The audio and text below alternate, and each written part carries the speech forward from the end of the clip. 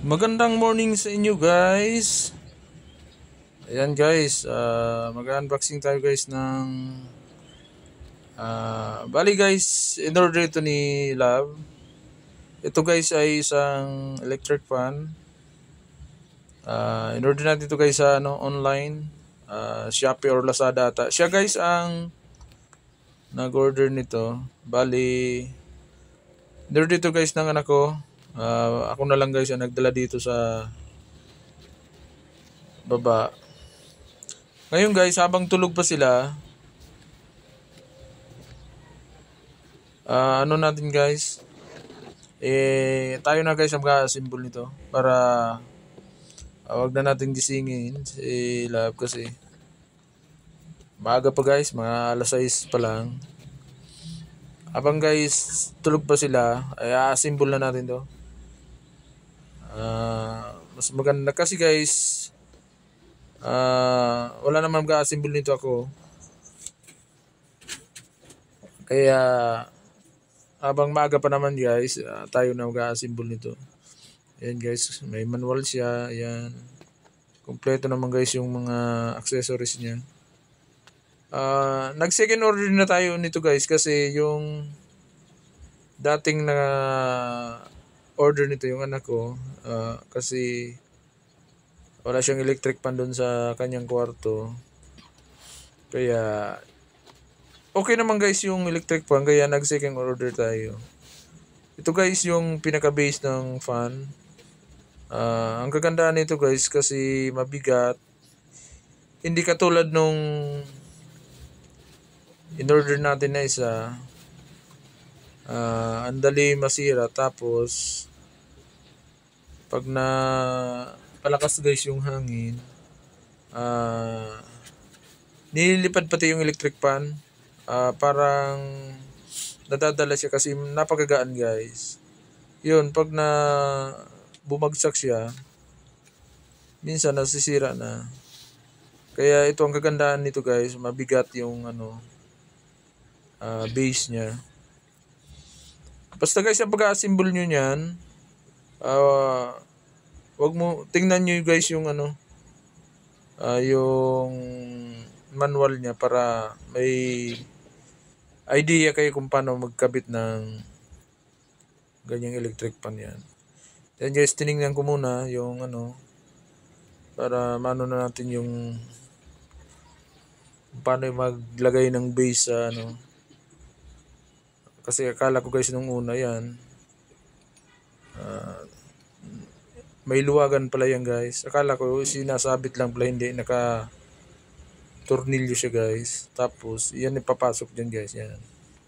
Tapos doon ka sa loob mag lalagay ng tornilyo yan guys. Pwede naman guys, i-save nyo na lang itong ko video para may guide kayo. Kung ayaw nyo na guys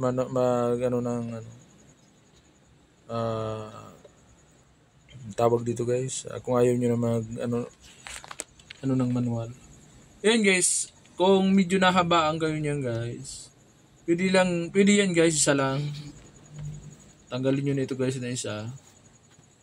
Ayan, saka ilagay nyo itong electric fan. Kasi pwede naman siya sa matangkad, pwede naman sa mababa. Kasi guys, yung electric fan ni Mrs. medyo mahina na guys yung yung takbo. Medyo mainit sa init na yung inaano ng electric fan. Kaya nag-decide siyang bumili ng ganitong electric fan sa Shopee or Lazada. Mayroon niya guys. Ayan. Higpitan nyo yan guys kasi pag inaano guys, ay Phillips screw nyo na lang yan para pag binaba nyo guys, hindi mag-angat yung siguro guys medyo maano naman kasi malaki naman yung niya, motor niya. Kaya siguro guys maganda yan. Ang pagka-symbol nito ganyan guys, halos kaparehas din lang naman ng mga electric pa natin, yung mga nabibili sa ano. Ayan. Ayan guys, isakto nyo lang dyan. May dalawang parang ano dyan. Pag nakapasok na guys, ano na lang yun ang ano.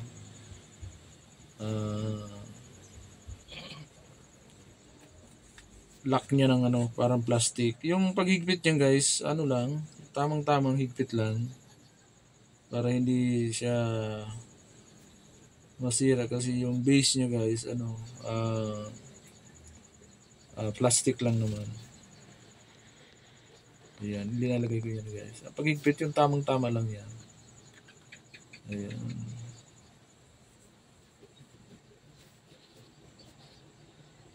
Saka yung kinabit ko guys yung ano,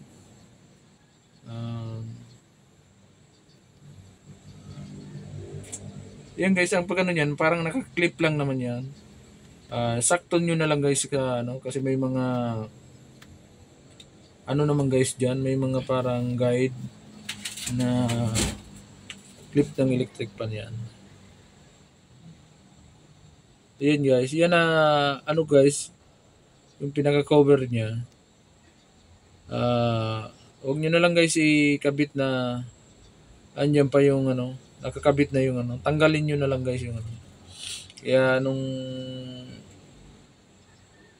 ano, nahirapan ako guys, kaya tinanggal ko na lang yung ano, yung cover ng electric fan.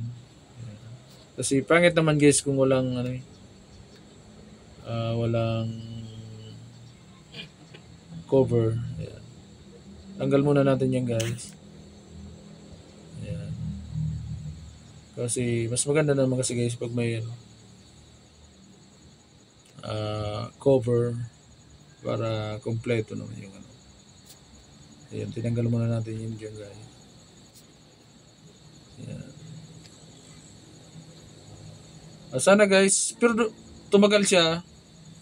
Pero dun guys sa bahay, okay naman yung ano, tumagal naman yung electric pa ng anak ko. Nasa ano na siya guys, mga 1 week na. Wala naman siyang issue about sa motor or ano. Medyo maganda naman kasi guys yung mga review nito. Nung marami naman ang 5-star yung mga ano. Ayan, ayan na guys. Napakaganda, napakalinis, puting-puti. Ayan, tulog pa guys si Namis. Ayan. Thank you for watching guys. Bye-bye. Love you all.